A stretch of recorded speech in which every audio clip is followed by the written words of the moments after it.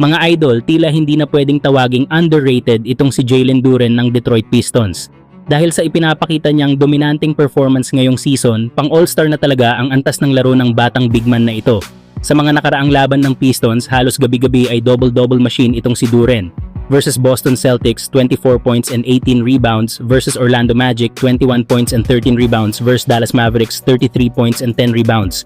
Versus Utah Jazz, 22 points and 22 rebounds. At kanina lang sa laban nila kontra Brooklyn Nets, muling nagpasabog si Duren ng 30 points, 11 rebounds. Patunay na kaya niyang magdomina sa ilalim kahit sino pa ang katapat. Pero hindi rin natin pwedeng kaligtaan ang galing ng kanyang teammate na si Cade Cunningham kanina, na nagsilbing leader sa opensa ng Pistons matapos umiskor ng 34 points and 10 assists. Sa ngayon, tila unti-unti nang nabubuo ang chemistry ng young duo na ito sa Detroit. Si Duren ang haligi sa loob at si Cade ang utak ng opensa.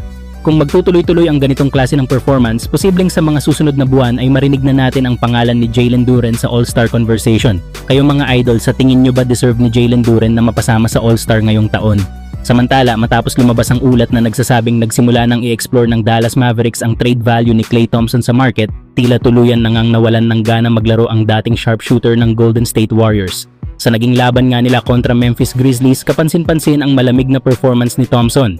0 point, 1 rebound and 3 assists with 0 out of 6 field goals and 0 out of 5 3 made in just 17 minutes of playing time. Patunay ito na tila hindi na produktibo si Klay sa loob ng court kumpara sa dati nitong explosive shooting performances.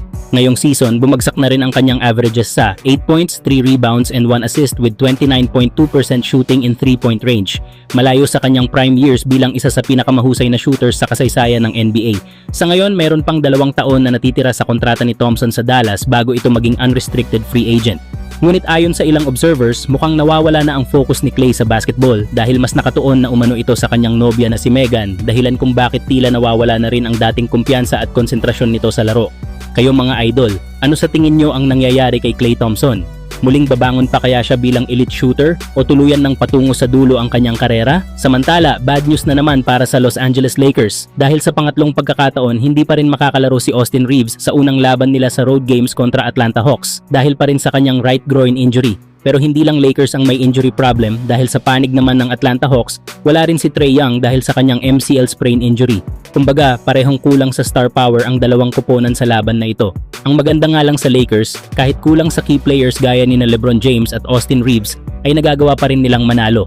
At dagdag pa dyan, may 2 araw silang pahinga bago makaharap ang Atlanta. Samantalang ang Hawks naman ay kagagaling lang sa pagkatalo kanina laban sa Toronto Raptors. Kaya kung pagod ang Atlanta, mas kondisyon at handa naman ang Lakers para sa matchup na ito.